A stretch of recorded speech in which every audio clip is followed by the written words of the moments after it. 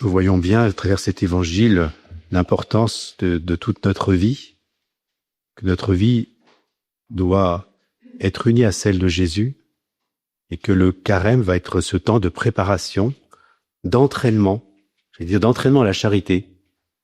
Alors, regardons, voyons en nos frères le Christ lui-même. Et le matin, à l'office des laudes, vont dire cette formule, les yeux fixés sur Jésus-Christ, entrons dans le combat de Dieu. Ce n'est pas notre combat, c'est celui de Dieu. Le Seigneur nous apprend à aimer, en vérité, les plus petits qui sont nos frères et sœurs. L'amour de Dieu est intimement uni à l'amour du Christ, à l'amour du prochain, comme le montre la croix, la barre verticale qui nous relie à Dieu, et l'amour la barre horizontale qui nous relie aux autres dans le Christ, dans le cœur du Christ, car au cœur, il y a le cœur de Jésus.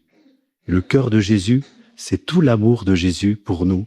Et cet amour qu'il répand en nous, nous permet d'aimer, parce que humainement, à cause de la faute originelle, vous avez rappelé hier les lectures, l'homélie, le Christ est vraiment présent en nous par le baptême, par toute cette capacité qu'il nous donne dans l'Eucharistie d'aimer en vérité. Le Christ est vraiment, réellement présent dans l'Eucharistie. Et nous le savons combien c'est un cadeau immense que vous venez recevoir, quasi pour certaines personnes, quotidiennement. Donne-nous aujourd'hui notre pain de ce jour, Seigneur.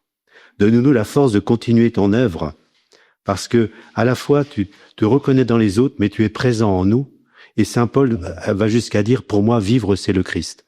Nous le savons pourtant, combien de fois nous ne sommes pas à l'écoute du Seigneur dans les autres. Alors bien sûr, la figure de Mère Teresa est vraiment en nous présente, parce qu'elle a montré tant de charité. Elle aurait pu rester dans une vie confortable, j'allais dire entre guillemets, dans une vie religieuse, donc bien sûr très belle, mais pas aussi belle ce qu'elle a vécu ensuite. Elle a même demandé une exclaustration de sa première communauté pour fonder une nouvelle œuvre, les missionnaires de la charité, qui maintenant existent aussi pour les hommes. Les missionnaires de la charité. Et la grande phrase qui est mise dans le cœur de leur chapelle, c'est « J'ai soif ». La deuxième vocation de Mère Teresa, c'est cet appel d'un pauvre qui lui dit « J'ai soif ». J'ai soif d'être aimé, d'être reconnu.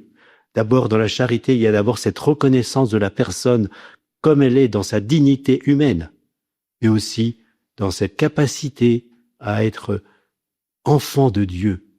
Alors, c'est avec une grande joie que nous préparons des catéchumènes. Maintenant, je ne suis plus aumônier du patronage, mais prépare des jeunes au baptême ou à la première communion, à la confirmation, vous savez, les 3 sacrements d'initiation chrétienne. Que le Seigneur les aide et que nous les accompagnons le mieux possible pour qu'ils comprennent la valeur immense, même on ne peut pas le comprendre, disait Saint Curé d'Ars, la valeur incroyable. Nous sommes enfants de Dieu, et vraiment nous le sommes, enfants de Dieu, enfants de Marie, à qui nous continuons à prier intensément pour que la vie soit reconnue de bout en bout et que les plus vulnérables, on ne les tue pas, même par compassion, mais qu'on les aide à vivre et à entrer dans la vie éternelle.